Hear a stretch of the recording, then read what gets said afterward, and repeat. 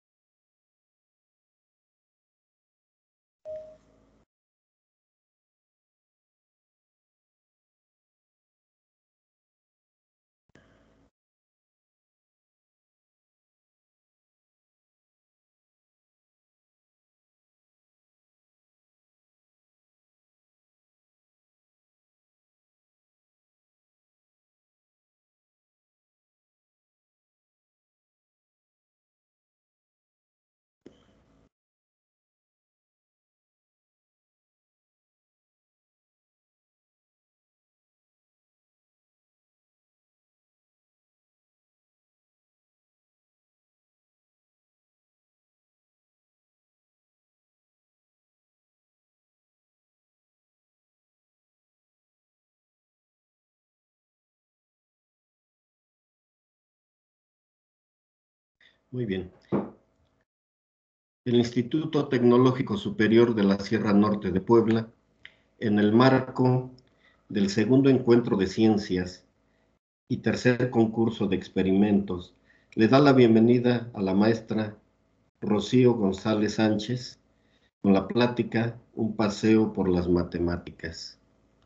La maestra Rocío González Sánchez es licenciada en Física y Matemáticas por el Instituto Politécnico Nacional, maestra en Ciencias Matemáticas por la Universidad Nacional Autónoma de México y candidata a doctor en Matemáticas por la UNAM. Ha impartido diversos cursos de matemáticas en la licenciatura en Ciencias de la Universidad Autónoma del Estado de Morelos, la maestría del Centro Regional de Investigaciones Multidisciplinarias de la UNAM y en la Unidad Profesional Interdisciplinaria de Ingeniería Campus Guanajuato del Instituto Politécnico Nacional, donde obtuvo un reconocimiento por mejor desempeño docente. Desde 2017 forma parte de la coordinación de divulgación del CIMAT, Metamorfosis, en donde crea y da talleres de formación docente y de matemáticas para todo público. Maestra Rocío González Sánchez, sea bienvenida. Le cedemos la palabra. Muchísimas gracias. Es un honor y estoy muy agradecida de estar aquí con ustedes por su invitación, en particular a César de Gante por habernos hecho llegar esta invitación. Muchísimas gracias. Bueno, pues voy a comenzar compartiendo mi pantalla.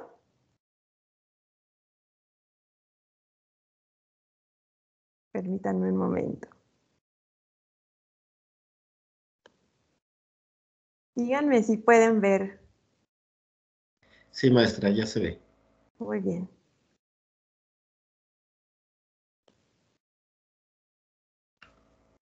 Muy bien, pues aquí están mis datos. Como ya lo mencionaban hace un momentito, yo me llamo Rocío, quisiera que hubiera comunicación entre ustedes y yo, que esto no sea un monólogo. Les decía que yo trabajo en el CIMAT, en el Centro de Investigación de Matemáticas, y trabajo en la coordinación de divulgación. Somos un grupo de divulgación que se hizo parte del CIMAT y ahora trabajamos justamente dando a conocer las matemáticas desde el punto de vista de los legos, de quienes no las conocen, para acercarlas y hacerlas un poco más divertidas y entretenidas. Muy bien, pues el día de hoy quiero comenzar con haciéndoles una pregunta. ¿Creen que las matemáticas son una creación humana para torturar a los estudiantes? ¿Ustedes qué creen? Si alguien quiere responder, solo levante la mano, por favor, y le habilitamos su micrófono. ¿Creen que los matemáticos somos tan ociosos que estamos tratando de forzar a los estudiantes a que se aprendan muchísimas cosas? ¿O creen que sea algo natural, que haya nacido de la necesidad? ¿Ustedes qué creen? Adelante, Jessica. Me parece que habías levantado la mano. Pues yo digo que no es una tortura y es más que nada por la necesidad del ser humano, ¿no? Exacto. ¿En qué se podría haberse nacido la necesidad de las matemáticas?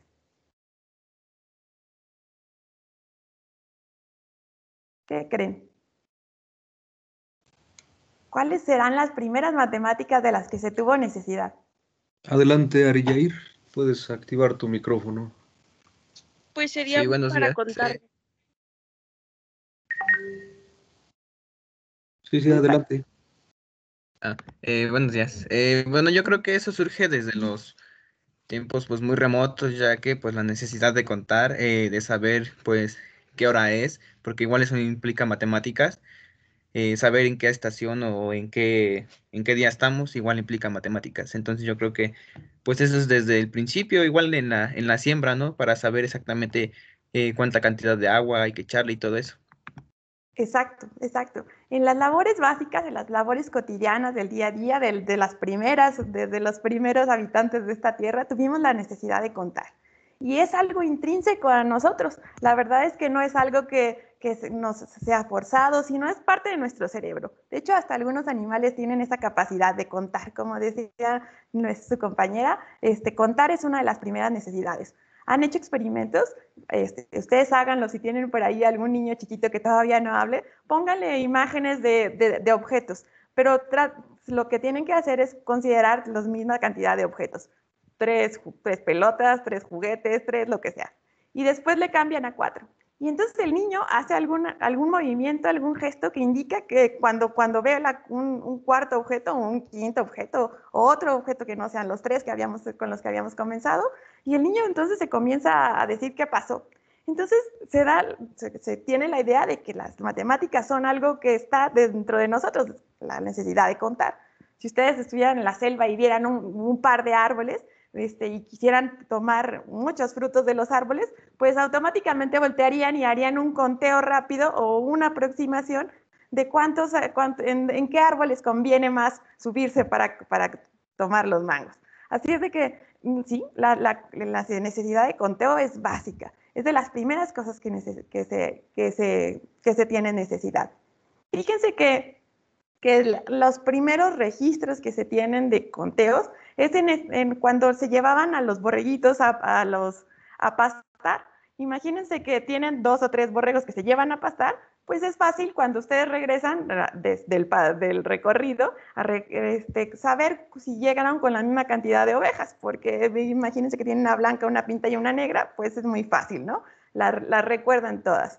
Pero cuando comienza a crecer el número de ovejas, pues esto se vuelve más complicado. Y cuando un pastor se lleva a las ovejas de mías y las del vecino y las de él y a todas las ovejas del barrio, pues se vuelve muy complicado. Se han encontrado como unos monederos de piedra en donde lo que hacían es que por cada oveja que tenían metían una piedrecita en esas bolsas o monederos de piedra y así cuando llegaban pues iban haciendo una relación entre una oveja y una piedrecita que tenían en ese monedero. Y así comenzaron pues como las matemáticas más fundamentales. Después dijeron, pues es que, ¿qué tal si el pastor me está haciendo trampa? Sacó algunas de las piedras y la verdad es que llevaba más ovejas y perdió unas en el camino, las vendió y yo me quejo como su cliente del pastor que soy y él me dice, pues es que tenemos que idear otro método, ¿no? Entonces se les ocurrió hacer el siguiente método. Hicieron unas vasijas de barro, en las que adentro metían la cantidad de piedrecitas que se iban, de la cantidad de borregos, o sea, una por cada borreguito, una piedrecita, las metían en una vasija de barro y las sellaban. Y allí las tenían. Los sumerios comenzaron a hacer este método. Pero resulta que, imagínense que los comerciantes, los que le daban las ovejas a cuidar a los pastores, luego querían saber cuántas ovejas tenían y pues tenían que romperla justamente la vasija para poder saber cuántos borregos estaban en su haber, cuántos borregos andaban por ahí en el campo.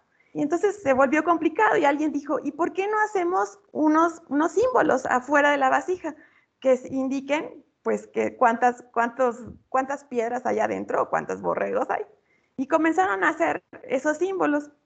Y después dijeron, bueno, ¿y para qué ¿de qué sirve la vasija? ¿De qué sirven las piedras adentro si en realidad nos basta con lo que dibujemos, con los símbolos que dibujemos, con la escritura cuneiforme que entonces comenzó? Y entonces dijeron, pues bueno, ya no vamos a hacer las vasijas, vamos a hacer estas tablillas. ¿Ven cómo estas tablillas? Eran unas pequeñitas tablillas, eran chiquititas como de una tarjeta de crédito, por ejemplo, y ahí hacían sus cálculos, hacían sus anotaciones, de manera que así podían ver en todo momento cuántas tenía cada uno, tanto el pastor podía verlos como el comerciante que había pedido este servicio. Y entonces los símbolos que utilizaban para estos conteos se referían exactamente al objeto en el que estaban tratando. ¿Qué quiero decir? Que no ponían, por ejemplo, 5 ovejas.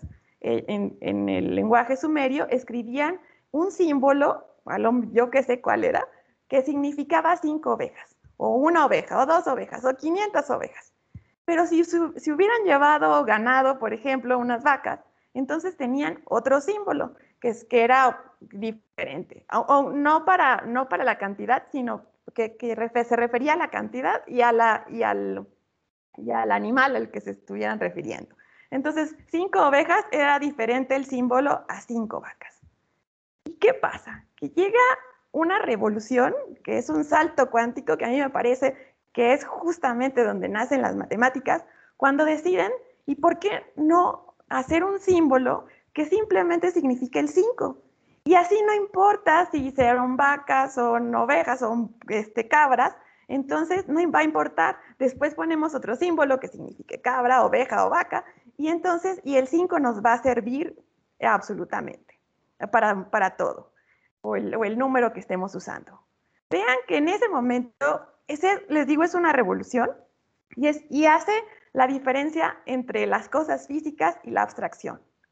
El símbolo 5 ya no significa algo, un objeto en particular, una cosa que se pueda tocar. Es un concepto, es una abstracción totalmente. Y entonces ahí nacen las matemáticas para mí. Las matemáticas son conceptos abstractos que a veces no son tangibles, que la mayoría de las veces nacen en la cabeza y pueden vivir ahí en la abstracción. Y los matemáticos somos expertos en eso. Y luego, por ejemplo, si se quieren llevar a lo tangible, si ya queremos poner al 5, le queremos agregar el objeto que estamos contando, pues entonces ya se vuelve físico, ¿no?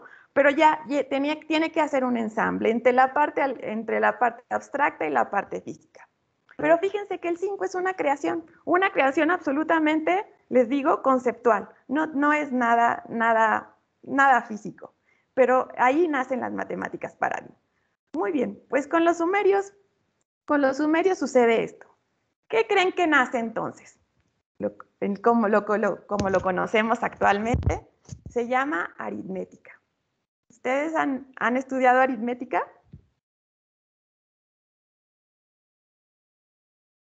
Sí, ¿verdad? Es la rama que nos enseñan desde muy chiquitos. A sumar, a restar, a multiplicar, a dividir. Todos los cálculos que quieran, por muy extraños que parezcan, por muy complicadas y largas las operaciones que nos pongan a hacer, todas estas caben dentro de la aritmética. Y quiero decirles que voy a ir haciendo este dibujo. En esta bola que dibujé aquí, en este círculo que dibujé aquí, voy a poner todas las áreas de las matemáticas por las cuales voy a ir haciendo el paseo, ¿ok? Y lo voy a repartir como un pastel. Esta división no es una muy precisa, las matemáticas son muchísimas. Quiero hacerles un breve recorrido en lo que alcancemos en este poco tiempo de hacerles un pequeño panorama. Porque a mí me gusta saber de dónde venimos para saber a dónde vamos. A veces perder el sentido de las matemáticas, de dónde nacieron, de para qué nacieron, nos hace que nos aprendamos las cosas de manera mecánica, rutinaria, como muchas veces nos obligan en la escuela. No está mal, no estoy diciendo que esté mal que aprendamos las cosas de memoria. Hay muchas cosas que se necesitan aprender de memoria. Si no nos aprendiéramos las letras, pues de memoria no aprenderíamos a leer o a escribir. Así es de que sí es necesario, pero a veces las cosas se vuelven rutinarias y algorítmicos. Y para saber sumar, claro que hay que hacer muchas operaciones de suma y hay que aprenderse el algoritmo. Pero lo primero que tenemos que tener en la idea en la cabeza es de dónde salió la idea de sumar. ¿Qué estamos haciendo al sumar? ¿Por qué estamos sumando? Sumar tiene que venírsenos a la cabeza, no la idea de poner el número arriba y luego el otro número que hay que sumar abajo y alinear las unidades con unidades y decenas con decenas. No, no, no. Eso viene como segundo pensamiento. La primera idea que se nos tiene que venir al pensar en sumar es juntar, es pegar cosas, es hacer un ensamble de 2 o 3 o lo que haya que hacer, lo que queramos sumar para juntarlos y hacer una nueva cantidad, un nuevo objeto, podría ser. Entonces, yo por eso quiero darles este recorrido el día de hoy por las matemáticas, para que un poco les venga el sentido de dónde salieron las cosas. Que lo que ustedes creen naturalmente, como bien me lo dijeron al principio, las matemáticas no son un invento para torturar, sino son algo natural, que es necesario. Y claro, las cosas se van complicando en el camino, como todo, como cualquier lenguaje que se aprende. Las matemáticas para mí son un lenguaje. Cuando los sumerios comenzaron a escribir en estas tablillas de arcilla, pues lo que inventaron es un lenguaje, si se fijan. Y las matemáticas son igual, un lenguaje que es una herramienta para resolver muchos problemas. Y así como si no aprendemos inglés o no aprendemos ruso, no aprendemos chino, nos va a dar miedo de primera instancia ver una frase en otro idioma, lo mismo son las matemáticas, es una frase en otro idioma, pero igual que los otros idiomas se aprenden, poco a poco, palabra por palabra, letra por letra. No se olviden de eso, hay que aprender las matemáticas letra por letra. No puede uno leer una frase en matemáticas, un enunciado, una ecuación, sin que uno no entienda el sentido. Para que uno entienda un texto, hay que saber cada una de las palabras. Para que uno entienda un problema en matemáticas, o las matemáticas en general, hay que entender palabra por palabra. Entonces, vamos ahorita a continuar nuestro recorrido y les iré enseñando algunas palabras que pueden, que a lo mejor serán nuevas o a lo mejor ya las conocían, pero que ojalá que les sirva esto para que tengan un poco más de sentido. Muy bien, pues entonces las matemáticas, la primera cosa con la que nacen es con la aritmética, porque es la más básica. Y como ustedes bien dijeron, necesitamos contar un montón de cosas, necesitamos saber de qué talla es nuestra ropa, de qué tamaño vamos a medir, de qué tamaño es un terreno, cuánta comida tengo que comprar para alimentar a mi familia. Así es de que la aritmética es una de las bases. Y les digo, y luego se ha vuelto complicada con operaciones como raíz cuadrada y otras complicaciones, pero básicamente la suma, la resta, la multiplicación y división son la base de la aritmética. Muy bien, pues seguimos en el paso del tiempo. ¿Ustedes han visto alguna vez algún museo, cosas antiguas de la prehistoria? ¿Alguna vez se han fijado en que existieron estos bifaces? Este que está aquí en mi pantalla a la izquierda es un bifaz, es decir, es como un cuchillo hecho de piedra que servía para desgarrar animales, para cortar pieles. Este es un instrumento que se usaba desde hace muchísimo tiempo. Y también seguramente han visto cosas de arcilla, instrumentos de arcilla que servían para comer, que están decorados, que ya la gente se preocupaba no solo porque fueran los instrumentos, solo fueran útiles, sino que también fueran bellos. Fíjense, por ejemplo, en este bifaz. Además de útil, se ve como una belleza ahí intrínseca en ese objeto. Algo que tiene que ver con la belleza es la simetría. Decimos que algo es bello si es simétrico. Y yo creo que les digo, también algo como natural del ser humano. Seguramente que cuando el tallador estaba haciendo estas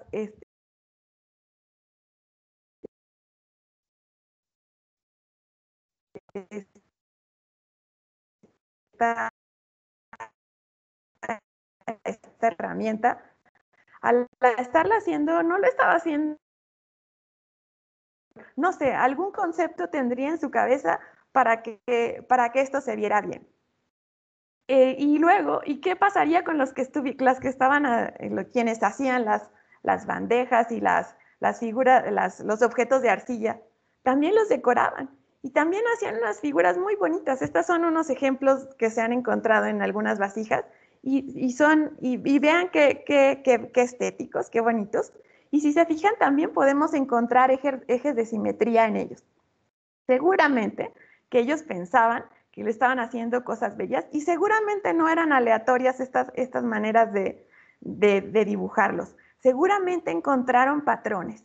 Patrones es algo que los matemáticos buscamos, y no solo los matemáticos, todos en general buscamos patrones, porque el encontrar un patrón, una manera de repetir una cosa y de repetirla de la misma manera, hace que las cosas se vean más bonitas, sean más fáciles, si encontramos una manera de continuar nuestro proceso. En este caso, vean cómo se repiten estos chivitos que están aquí al principio, estas hojas, y vean, por ejemplo, que tienen diferentes simetrías, que no son las mismas simetrías en todas.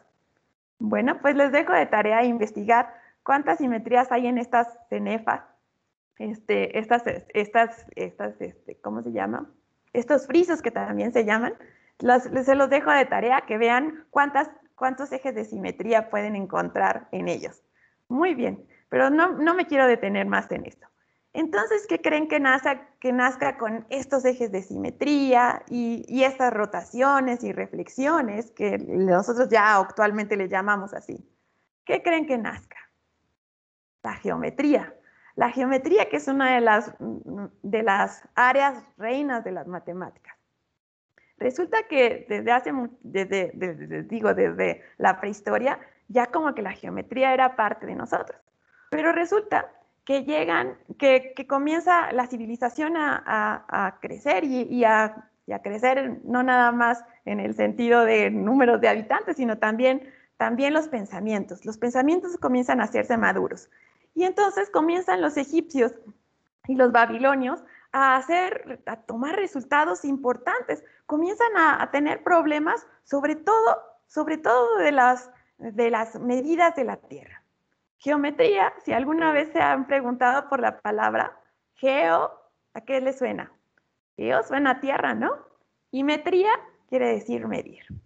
Imagínense que están ustedes a la orilla del Tigris y a lo mejor tienen un terreno para ir de siembra y resulta que hay una crecida del río y entonces las señales de su terreno, que dividían su terreno de siembra, se fueron.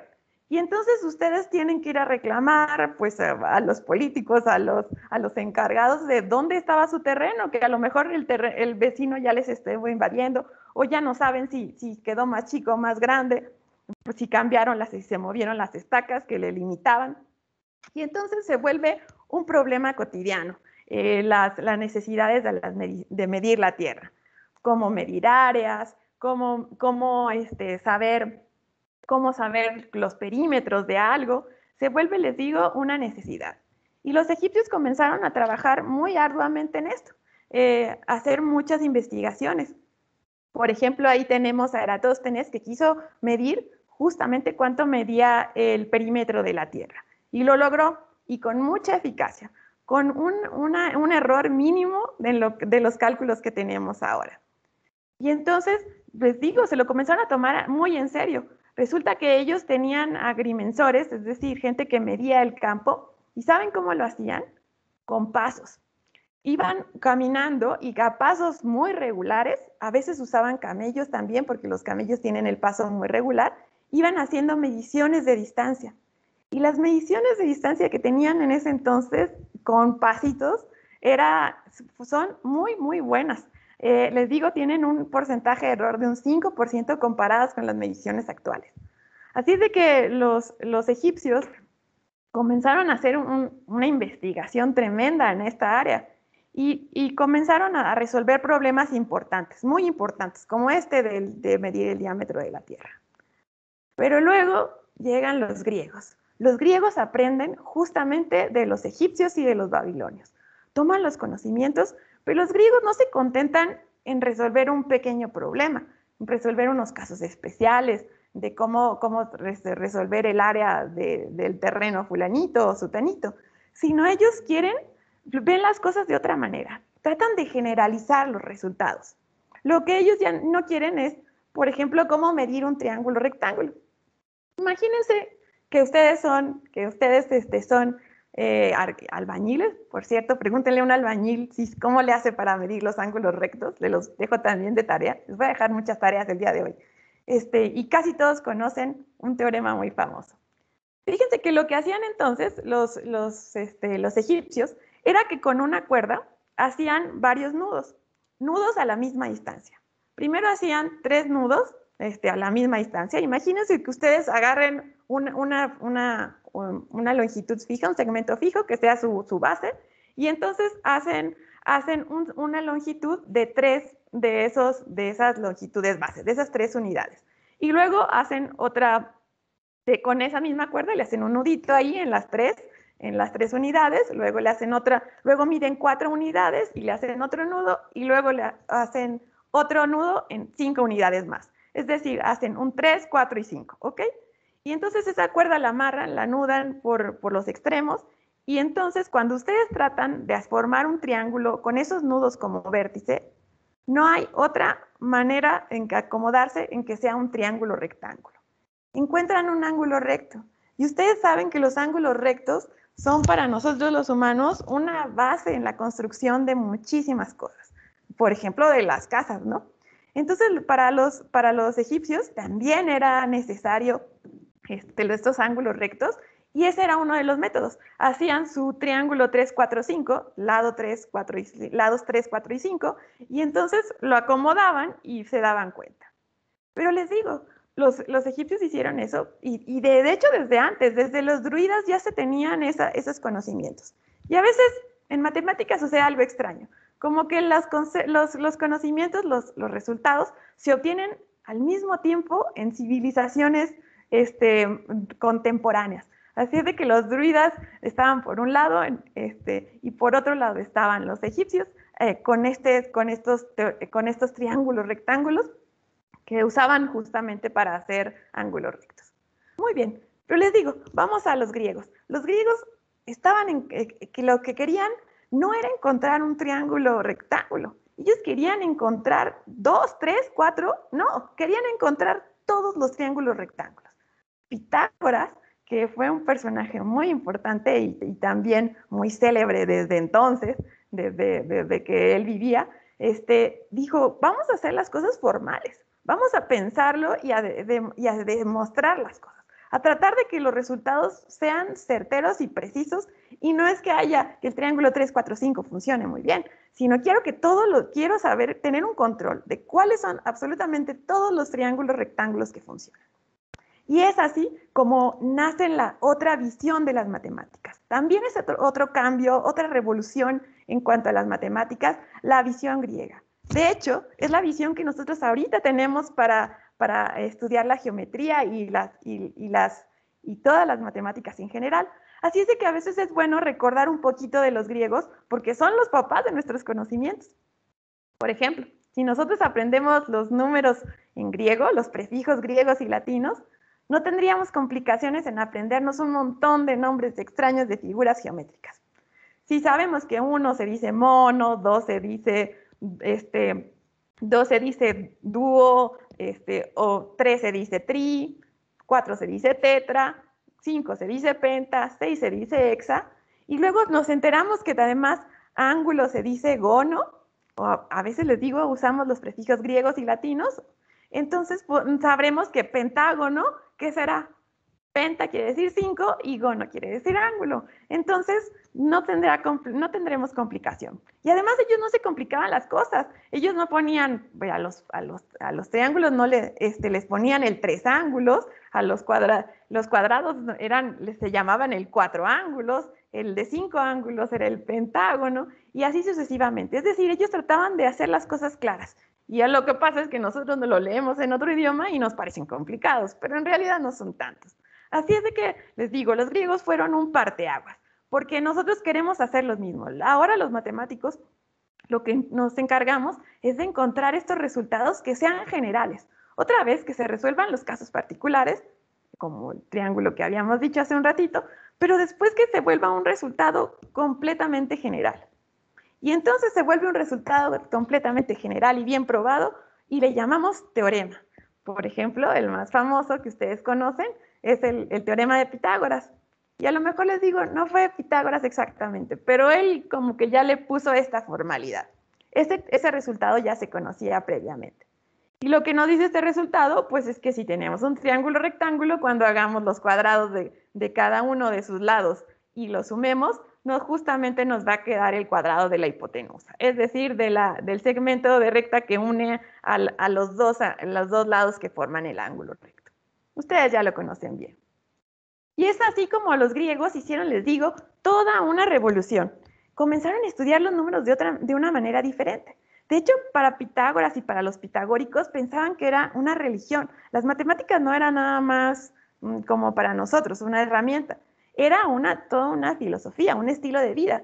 Se pedía que para entrar a la escuela de Pitágoras tuvieran, imagínense, 4 años de silencio. 4 años de silencio para entrar a la escuela de Pitágoras. Y afuera de la escuela decía que no entre aquí nadie que no sea geómetra. Tenían que estudiar geometría. La geometría era la base. Así es de que no discriminemos a la geometría, no la dejemos fuera de nuestros currículos, porque es necesaria. La aritmética sirve mucho, muchísimo, pero la geometría le da justamente esa visión. Y cuando nosotros tenemos dos visiones de una misma cosa, nos ayuda muchísimo a resolver problemas. Pues les decía, los griegos comenzaron a hacer un montón de cambios. Pero Pitágoras era un tipo serio. Pitágoras decía, por ejemplo, que podríamos encontrar siempre, si tenían dos números cualesquiera, podían encontrar una medida, como les decía, una unidad con la que se pudiera medir ambas, ¿ok?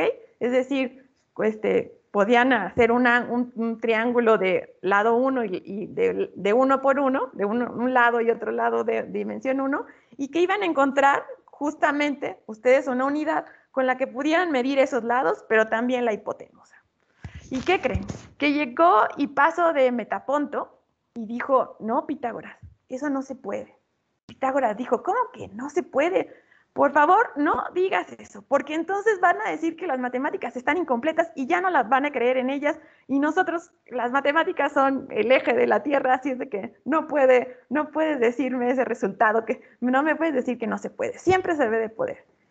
Y total de que, y paso de Metapunto se puso a estudiar, dijo, no, es que de verdad no se puede, piensa en raíz de 2 no se puede, justamente este triángulo que les acaba de hacer con catetos 1 y 1, no puedes encontrar una medida que mida a ambos. Y entonces Pitágoras, la leyenda dice que lo mandó matar. No quería que se supiera esto. Y entonces nace, además de la geometría, otra cosa que se llama teoría de números.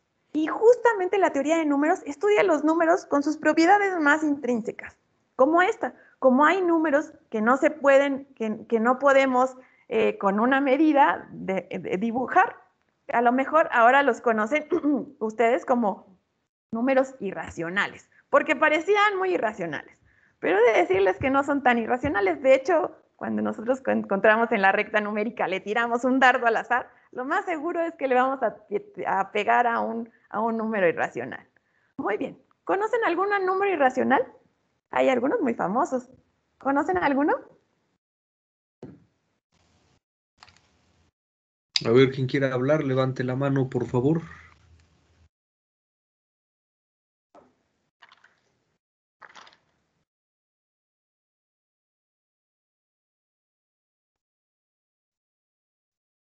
Los números más famosos que conocen, ¿cuál será? Creo que ya se les olvidaron. A ver si esta imagen les dice un poquito más. A ver, José Joaquín, puedes activar tu micrófono. Un cuarto.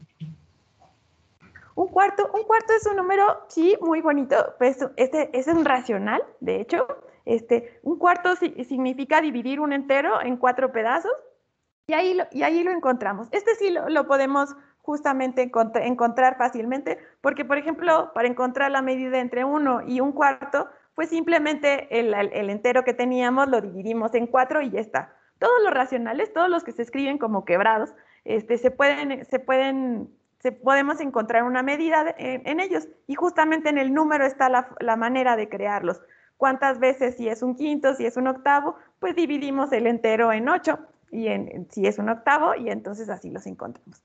Pero hay algunos números que no podemos encontrar esta unidad de medida. Y justamente se dieron cuenta de uno de ellos, del famoso pi, si lo conocen. Si conocen a pi, nos hacen aprendernos algunos dígitos de él. Cuando nace pi, como nace pi, es con la siguiente comparación. Una comparación muy sencilla. Piensen en un círculo. Eso es natural pensar en un círculo para los griegos y para nosotros también. Comparen el diámetro, lo que mide alrededor, justamente con el perímetro, lo que mide alrededor, con el diámetro. ¿Ok? El diámetro es lo que mide un segmento que pasa por el centro y que va de una orilla a otra orilla. Entonces, si nosotros comparamos el diámetro, justamente queremos ver cuántas veces cabe el diámetro en el perímetro, justamente va a caber 3 veces, como allí está la imagen, y un poquitito más. 3.14, 15, no sé qué, y no sé qué, no sé cuántos números. Este número, que tiene cifras infinitas, no quiere decir que el número es infinito, quiere decir que tiene una cantidad infinita de dígitos para escribirse, nunca acaba, no lo podemos justamente dibujar. Cada vez que lo tratamos de poner en la recta numérica, es una aproximación, porque si se fijan, piensen ustedes qué tendrían que hacer. Cuando hacen el 3, pues ya, encuentran el 3, pero ahí no lo tienen que marcar. Tienen que poner el punto 14, ¿no? El punto 1. Y luego el punto 1 es que quiere decir que considero no los centímetros, sino los milímetros. Y ya voy a poner el 1 ahí, ya voy a poner mi punto. Cuando digo, no, pero tengo que considerar lo que sigue, una división de los milímetros. ¿Cuánto? En 4. Ah, ¿ya lo pongo ahí? No, espérate, falta. Divide esa división otra vez y es en la siguiente, en el 1. Pero no acaba ahí, ¿no? Nunca puedo exactamente poner un punto donde sea 3.14, bla, bla, bla, bla. Ese número infinito que no acaba, ese número que tiene sí una cantidad infinita de decimales. No lo puedo dibujar. Es decir, eso es lo que Pitágoras decía, que siempre se podía poner un punto y en una recta numérica, pero no se puede. En realidad no se puede. Y Paso de Metaponto tenía toda la razón. Y entonces nacen estos números. Y justamente esa teoría, les digo, ahora se llama teoría de números. Y luego, ¿qué pasa? Vamos adelantándonos en esta historia, porque llega este señor, todo el mundo lo conoce. ¿Alguna vez han tenido que ver con este señor que está aquí? Se llama Al-Khwarizmi. Y esta es la portada de un libro muy famoso que seguramente les ha torturado un poco. Él se llama Al-Khwarizmi y no es el creador del libro, ¿ok? Él es el creador del álgebra. Resulta que ya muchos años después, en el 780, ya había avanzado mucho la cultura para entonces, resulta que un califa persa decidió que ¿por qué no se ponía las matemáticas al alcance de toda la gente? Y Al-Khwarizmi ya era famoso, porque él había puesto entre los persas justamente un libro que se puso de moda, en que introducía los sistemas decimales de la India. Es decir, ustedes saben que para nuestros conteos utilizamos justamente el sistema decimal. Y el sistema decimal usa 10 símbolos, del 0 al 9, y además, y es muy importante, revolucionario también este sistema de conteo, porque contiene al 0, y el 0 nos permite hacer operaciones, cosa que los romanos no lograron hacer, justamente los indios lo lograron hacer, y también en México, les decía, hay muchos sucesos que pasaron paralelamente en un lugar y en otro. Y resulta entonces que Al-Khwarizmi se hizo famoso por este libro, que era muy útil. Y este califa dijo, vamos a hacer que toda la gente comprenda. Hazme, por favor, un tratado de matemáticas en donde pongas al alcance de la gente justamente la manera de resolver problemas como tú lo sabes hacer. Entonces Al-Khwarizmi dijo, bueno, tengo que ponerles algo que les sea útil, problemas de la vida cotidiana. Y hace un libro que se llama Liber Algebra et Al-Mukabala, y resulta que con este libro trata de poner, como les decía, problemas de la vida real, pero un tanto como separados del contexto, tratando de resolverlos generalmente. Y entonces, ¿qué creen que nazca? Pues el álgebra. Entonces vienen estos símbolos que entonces ya no se vuelven 5 o 4. Y es natural, imagínense ustedes si tienen que pensar en el precio de algún producto. Pongamos las tortillas. Y ustedes quieren poner el precio de algo. A lo mejor no se queda fijo. Varía todos los días, varía de acuerdo a región en región. Y entonces uno quisiera ponerle un número, pero este número se está moviendo. Y entonces comienzan a nacer las variables. Y Al-Khwarizmi pone un método justamente para jugar con estas variables de manera que uno pueda resolver problemas más complicados. Y es así como nace el álgebra que nos tortura. Y justamente quiero hacer un pequeño paréntesis. Este libro de Baldor es un libro un poco para hacer caligrafía del álgebra. No es un libro de matemáticas en realidad, es un libro de caligrafía. Nos sirve para hacer muchos ejercicios y para aprender a usar este lenguaje que Al-Khwarizmi nos enseñó. Y entonces, y que nos sirva como para desarrollar nuestra habilidad de escribir álgebra. Pero no es un problema de matemáticas, nada más es un problema donde que plantea muchos ejercicios. Sirve mucho, pero no es justamente un libro donde haya resultados importantes de matemáticas. Muy bien, solo como paréntesis, para que sepan del Baldor. Muy bien, pues así comienzan, esta es la historia de las matemáticas básicas. Justamente, hay por todos lados desarrollos de las teorías matemáticas, maneras de escribir. Imagínense que a veces describían el álgebra de una manera complicada, así como se lee, como ustedes leen, por ejemplo, el cuadrado de un número multiplicado por otro y así sucesivamente, así se escribía, con todas las letras. Era complicado.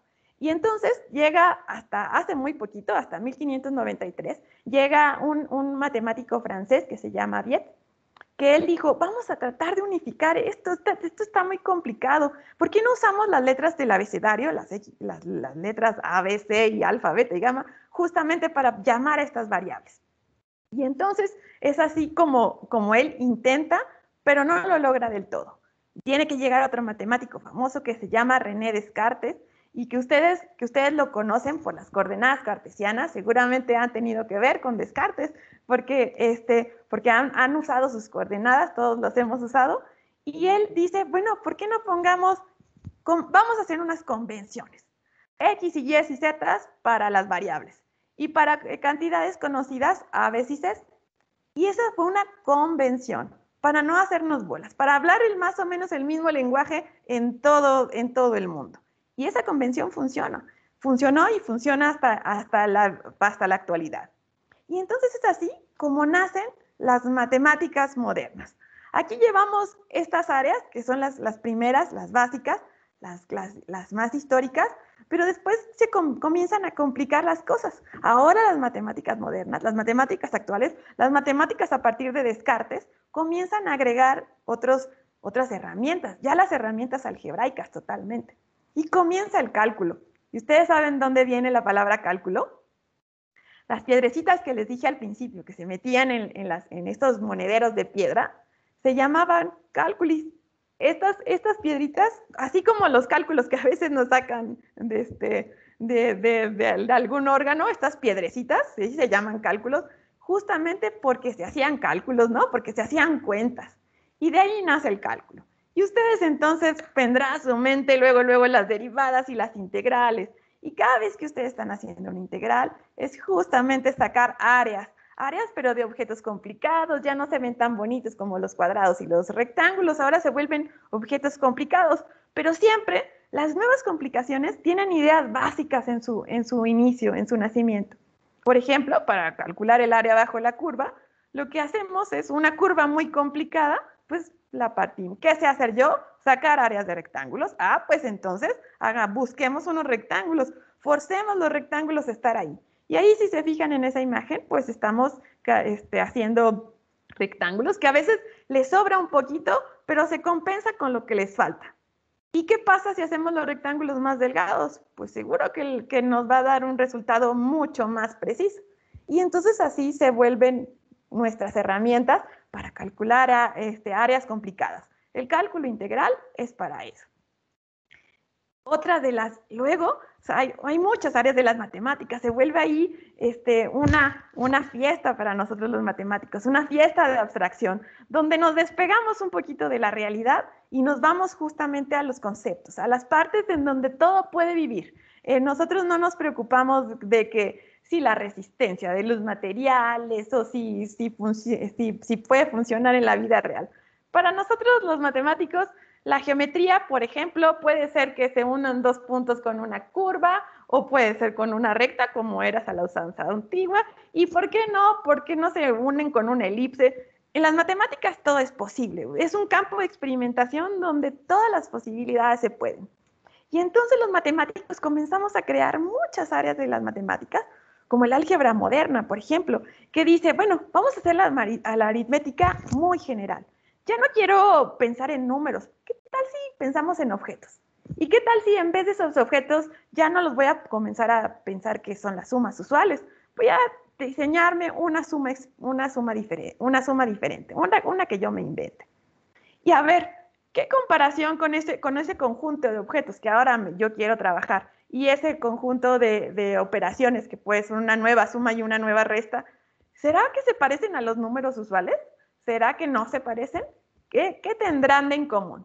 Y les digo, los matemáticos nos volvemos locos jugando con con nuestra cabeza, contra nuestro campo de experimentación y aprendemos muchas cosas. Aquí está una imagen, por ejemplo, de una multiplicación de algunos números que ya no son los números, ya les ponemos símbolos para pensar en ellos. Muy bien. Y, por ejemplo, otra de las ramas de las matemáticas que a mí me encanta, que es la topología, se encarga justamente de estudiar, es como la geometría, pero como si todo fuera elástico. Se vuelve todo elástico y entonces las concepciones cambian. Y al pensarse elástico, ya no nos importan las medidas. Y la topología es una rama muy moderna, muy actual y muy útil, que yo recomiendo a los ingenieros que si les es posible, la pongan ahora dentro de sus currículos de estudio, porque la topología es una ciencia súper útil. Nace de un capricho matemático, fíjense, de unos problemas que parecen juego, que por ejemplo podría ser algo dentro de la topología, son la teoría de nudos. Imagínense, piensen como si ustedes fueran marineros que tienen que hacer nudos. Piensen cuáles nudos se pueden deshacer de un jalón y cuáles no se pueden deshacer, por más que les estiremos. Pues los matemáticos ya saben que nosotros pensamos en teorías sin que tengan que tener ninguna cosa física pegada. Comenzamos a hacer clasificaciones de nudos, cuáles se deshacen y cuáles no se deshacen. Y entonces alguien dijo, híjole, ¿para qué estás haciendo eso? No tiene ninguna utilidad práctica. Y entonces la verdad es que comenzaron a hacerse muchos estudios y de pronto se dan cuenta que el ADN está anudado. Justamente está lleno de nuditos y que a veces se puede desanudar, depende si le ponemos una enzima que funciona para desanudarlo y a veces no. ¿Y qué creen? Que la teoría de nudos y la topología se vuelve vital. Ahora el análisis topológico de datos, los datos se utilizan, se estudian usando topología, se estudian como nubes de puntos, donde también se ven objetos topológicos. Entonces la topología es un área fundamental.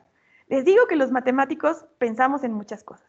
Quiero presentarles aquí al doctor Francisco González Acuña, que le dicen Fico, es un investigador de matemáticas que trabaja aquí en el instituto en el que yo trabajo y también trabaja en la UNAM. Y él es un matemático que está vivo, porque estoy hablando de otros matemáticos que ya no están ahora con nosotros, pero quiero mostrarles a un matemático vivo y además mexicano. Él es pionero en la investigación de la teoría de nudos, de la topología, y él ha pensado en justamente problemas de nudos en cuarta dimensión.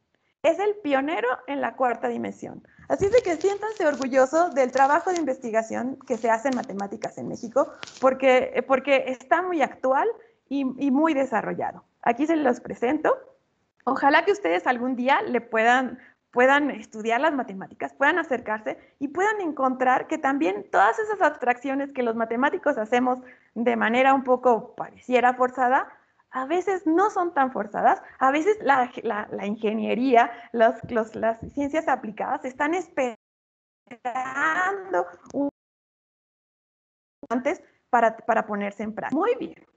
Pues también, además de la topología, nacen muchas cosas, como la geometría fractal. Y ustedes han oído hablar muchísimo de los fractales. Ahora hablaré un poquito más de ellos. Y así seguimos, los matemáticos creando todas estas abstracciones en nuestra cabeza, pero también luego llegan los físicos y los ingenieros y dicen, pongamos esto con los pies en la tierra. Pongamos una utilidad para estas cosas. Y entonces nosotros ahí tenemos toda la teoría, los matemáticos tenemos teoría disponible para que ustedes la pongan en práctica. Tenemos de más de teoría. Y ustedes quisiera invitarlos a que se acerquen a las matemáticas para que puedan encontrar que hay muchas herramientas matemáticas abstractas que les pueden servir de utilidad. Por ejemplo, los fractales. Si nos queda tiempo, podemos hablar de un fractal. Pero si no, quiero platicarles la historia de este señor. Benoit Mandelbrot hizo estos diseños que eran de repeticiones. Piensen rápidamente, hagan un triángulo, lo pueden dibujar en su cuaderno, lo pueden hacer. Piensen en un triángulo, pongan equilátero. En cada uno de sus lados pongan una división justo en el punto medio, partan a la mitad cada uno de esos triángulos. Y entonces, de esos lados, y entonces unan estos puntos medios. Justamente cuando los únanlos todos y les va a quedar un triángulo invertido al centro. Lo pueden recortar. Justamente es la imagen que estamos viendo ahí. Lo recortan, háganlo grande porque vamos a comenzar de adentro para afuera y entonces lo recortan o lo dibujan, simplemente lo dibujan para decir que no está ahí. Lo que les queda alrededor van a ser otros 3 triángulos y en estos 3 triángulos pueden repetir el mismo proceso. Como son equiláteros, podemos dividir cada uno de sus lados en 2, volvemos a unir cada uno de esos puntos medios y volvemos a encontrar otro triángulo invertido al centro. Lo quitamos o lo dibujamos y volvemos a hacer este proceso. Cada una de estas se llama iteraciones. Decía Mandelbrot que las imágenes que se creaban con esto eran cosa natural, eran cosa que la naturaleza lo hacía de manera instintiva. Y entonces él comenzó a estudiarlos e hizo este libro. Y resulta que llegó Laurent Carpenter, que era hace no mucho, en 1978, él era un informático que justamente trataba de hacer imágenes para los aviones. Es decir, ponían Boeing diseñaba una nave y él tenía que hacer una imagen en donde el avión pareciera que estuviera volando. Y él decía, pues siempre que los aviones vuelan, casi siempre se ve una montaña detrás. Y él dijo, bueno, pues ¿cómo haré una montaña? Los métodos que se tenían entonces eran justamente por ejemplo, los splines. Si ustedes han oído hablar alguna vez de los splines, piensen en unos puntos separados, como los juegos que ponen para los niños de hacer un dibujo y unir cada uno de los puntitos siguiendo la numeración. Pues esto es lo mismo, nada más que los splines varían de acuerdo a cómo los unamos. Es decir, si los unimos con una línea recta muy dura, con una ecuación lineal, entonces se vuelven splines lineales. Pero si los vemos si ponemos una ecuación cuadrática, un polinomio cuadrado, entonces se van a ver un poco más redonditos, como la segunda imagen. Y si ponemos uno cúbico, entonces se ven mucho mejor. Cuando usamos esta interpolación cúbica, también llamadas curvas de Bézier, se hacen unas imágenes muy bonitas, muy suavecitas. Ese tipo de interpolación se usó, por ejemplo, para las películas animadas como la de Pixar, que fue una revolución en justamente la animación. Pues Laurent Carpenter decía, bueno, puedo hacer una montaña con estas curvas de Bézier, muy derechita, pero la verdad es que de todas maneras se va a seguir viendo. ¿Cómo le haré? Y él entonces se puso a investigar, se encontró este libro de Mandelbrot que hace un momento les presenté y se puso a estudiar los fractales. Y dijo, bueno, ¿y si hago esto? Finalmente la montaña es un triángulo, pero ¿qué tal si el triángulo lo divido a su vez en triángulos, en otros 4 triángulos? Y cada uno de esos triángulos los vuelvo a dividir en otros 4 triángulos y los vuelvo a dividir en otros 4 triángulos. Era una cosa fácil para la informática. Y realmente pudo generar rápidamente imágenes muy precisas. Se hizo una revolución una revolución en el diseño, en adaptar los fractales a la vida real. Era una herramienta matemática que estaba ahí guardada y que vean que surgió de mucho, sirvió muchísimo para la creación de estas imágenes y para muchas cosas más. Se volvió una revolución y todo el mundo quería estudiar los fractales. Y, por ejemplo, otra de las aplicaciones de los fractales es, ¿recuerdan esas antenas gigantes para recibir la señal de televisión? Pues eran unas antenas grandotas. A alguien se le ocurrió, oigan, ¿y si esa antena de conejo la dobramos en forma fractal? Pues, ¿qué creen? Que funciona súper bien para recibir las ondas. Por eso ahora podemos tener teléfonos tan pequeñitos, porque tienen unas antenas ahí guardadas, acomodadas como unos fractales. Entonces vean que los matemáticos no estamos aquí para hacer las cosas difíciles. Estamos jugando en nuestro propio laboratorio de la mente haciendo creaciones. Y las herramientas que creamos son muy poderosas y son atemporales, es decir, no pasan de moda. Entonces, quiero que se acerquen a las matemáticas sin tanto miedo para que vean que hay muchas cosas muy bonitas y muy útiles y que seguramente a ustedes les servirán para hacer muchas creaciones.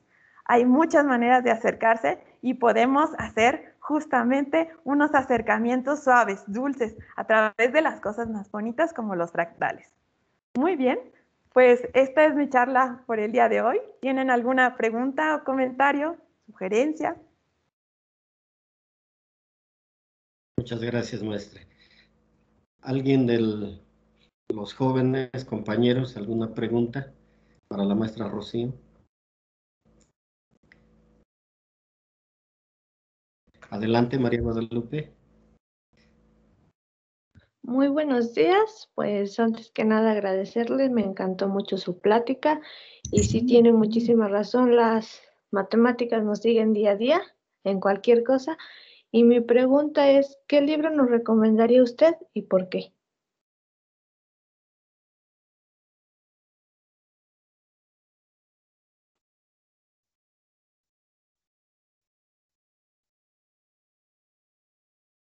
Bueno, el que he estado leyendo recientemente, lo tengo muy en la memoria, se llama La Gran Aventura Matemática. Déjenme, voy a dejar, me parece que sí se llama así, La Gran Aventura Matemática, es de Michael O'Neill. Y les digo, a mí me gustó mucho porque es una historia a través de las matemáticas vista por un matemático actual.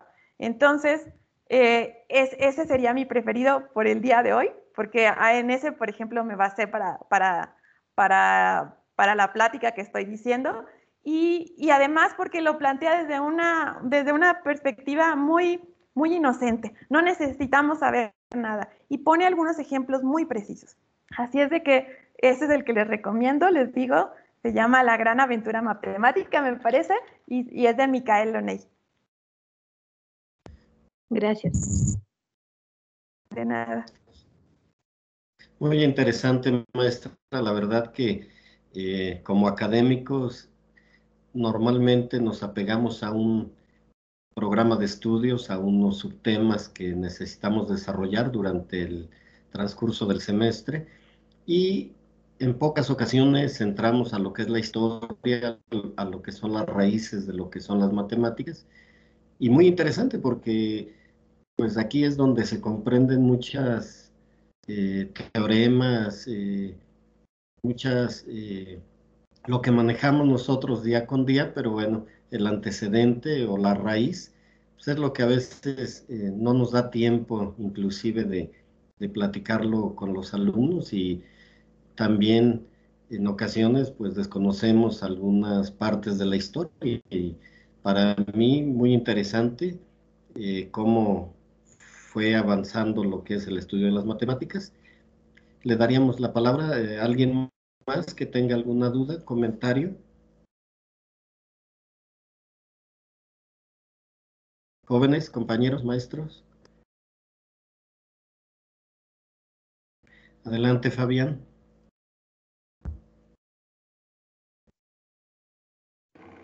Yo tengo una duda. Este que le dicen Ramakrishna, ¿existió o solo es una película? Que es el que murió ¿Perdón? atrapado. No. Ay, no alcancé a escuchar. ¿Quién sí existió? Ramanujan, que supuestamente volvió a tener... Ramanujan. Ajá. Sí, Ramanujan sí existió, sí, y hizo también unas teorías fabulosas, sí existió, y de hecho seguimos estudiando sus teorías, es parte de los temarios básicos de las matemáticas, sí existió y hizo contribuciones muy interesantes. Sí, vean la película, sí sirve, sí da un contexto de qué se trata. Sí, no le tengan miedo, las matemáticas no tienen por qué agarrarlas desde el lado abstracto, desde el inicio. Podemos tomarlas de la manera práctica, de la parte bonita. Vean en el cielo las nubes son fractales. Todos vean cómo las plantas van naciendo, cómo, por ejemplo, algunas las margaritas o los girasoles siguen algunas sucesiones, las sucesiones de Fibonacci. Acérquense por ahí y verán que las matemáticas son lindas. Así como podemos disfrutar de un plato gourmet sin que uno sepa cómo hacerlo, así las matemáticas se pueden disfrutar como un plato gourmet, que no necesariamente tenemos que entender todos los detalles, cómo se hizo, pero sí podemos verlo y apreciar la belleza en ellos. Así es de que las matemáticas tienen muchos lados. Tratemos de encontrarlo y tratemos de acercarnos a ellas. Muy bien. Juan Pablo, por favor. Bueno, primero que nada, buenos días. Me pareció bastante interesante su plática y concuerdo en esa parte en la que usted tiene mucha razón, en la que las matemáticas son una parte esencial de la misma sociedad humana, ya que gracias a ella hemos avanzado de maneras espectaculares.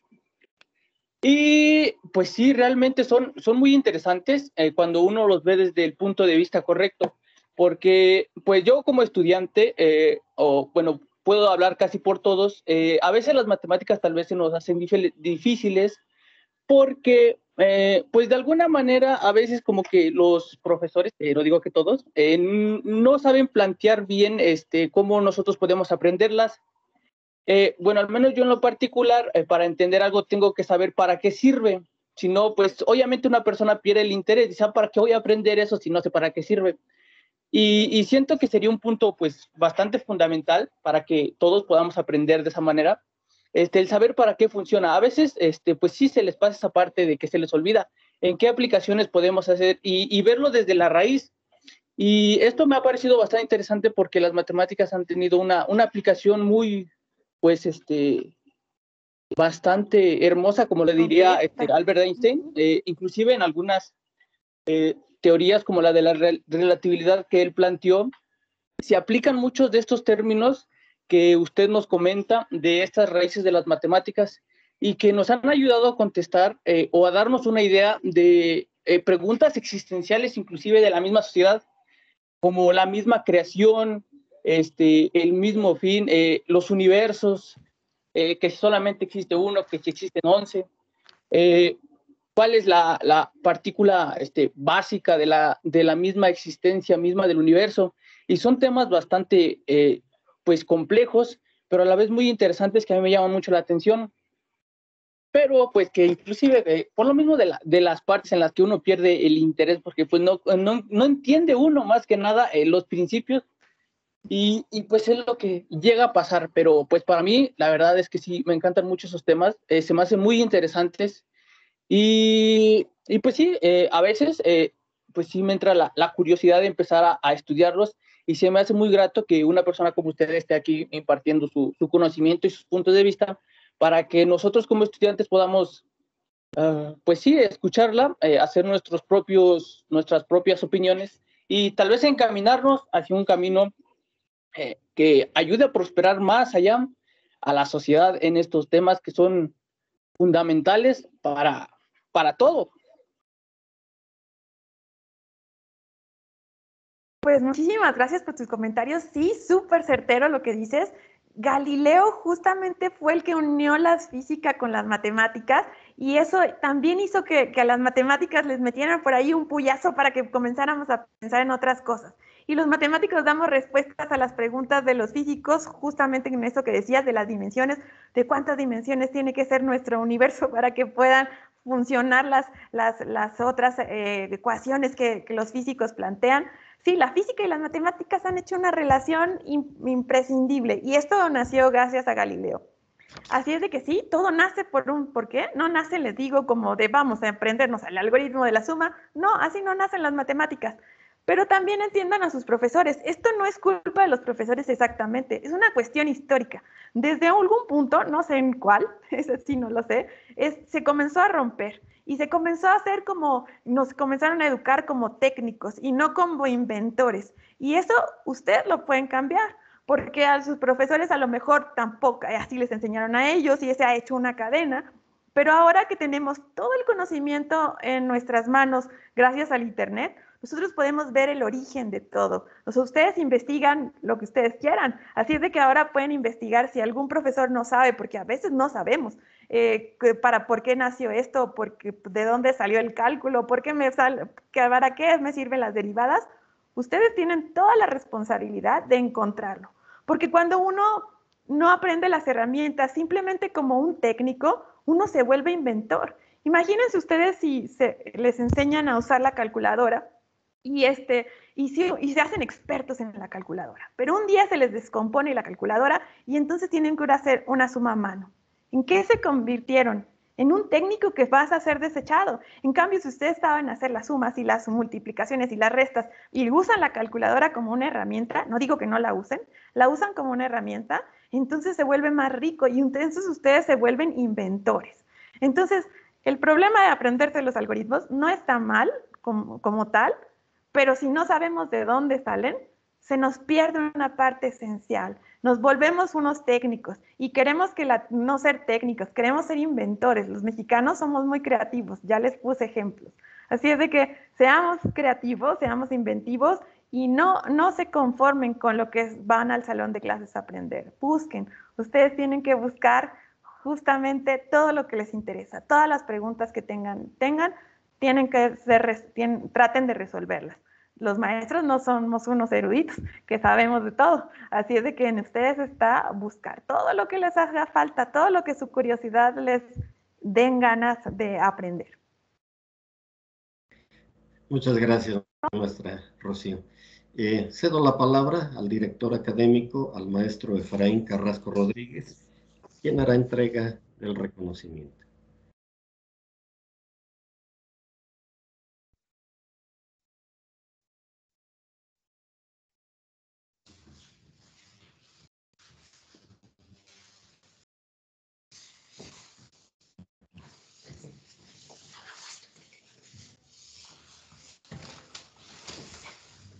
Muchas gracias, muy buenos días.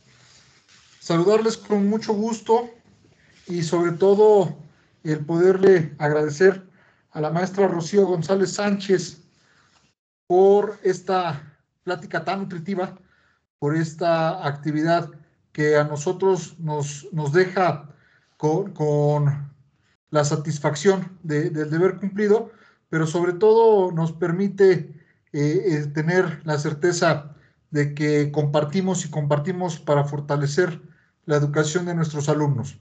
Es por ello que en nombre de la comunidad educativa del Instituto Tecnológico Superior de la Sierra Norte de Puebla, le agradecemos, pero sobre todo le reconocemos por su entusiasta participación a la maestra Rocío González Sánchez como ponente en la plática Un paseo por las matemáticas en este segundo encuentro de ciencias y tercer concurso de experimentos realizados del 17 al 19 de noviembre en línea, organizado por el Departamento de Academia de Ciencias Básicas de este instituto, y también agradecerle a la presencia de todos y cada uno de ustedes, de nuestros alumnos participantes y de todos los que intervinieron en esta nutritiva, insisto, plática.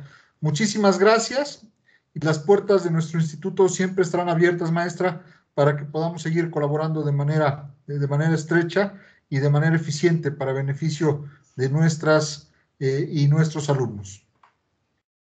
Muchísimas gracias a ustedes por su invitación. Me siento muy honrada y claro que sí, seguiremos trabajando en conjunto. Nosotros les digo, somos el grupo de Matemorfosis y estamos en las redes sociales para que nos busquen también, y si están interesados en otras charlas de este estilo u otros talleres que ven las matemáticas desde otro punto de vista, allí los esperamos. Estamos en total disposición para cuando ustedes gusten, también son bienvenidos acá en el CIMAT. Pues muchísimas gracias y reiteramos nuestra disposición para colaborar de manera estrecha, eficiente, pero sobre todo de manera integral con todos y cada uno de los proyectos en beneficio de nuestros alumnos. Muchísimas gracias, muy buenos días. Gracias, buenos días a todos. Buenos días, maestra. Aprovechamos también a todos nuestros alumnos, a los compañeros maestros, a que dentro del marco del segundo encuentro de ciencias y tercer concurso de experimentos, nos acompañen a las 12, en un momentito más, a la plática Proceso de Producción de Vino Artesanal de Calabaza, impartido por la maestra Julia Merced Canul Duzul, del Instituto Tecnológico Superior de Valladolid. Buenas tardes a todos y los invitamos a seguir participando con nosotros. Maestra Rocío, un saludo, mucho gusto. Gracias, profesor, igualmente. Hasta luego. Hasta luego. Muchas gracias, maestra. Gracias a usted, César, muchas gracias. Hasta luego. Hasta luego, gracias.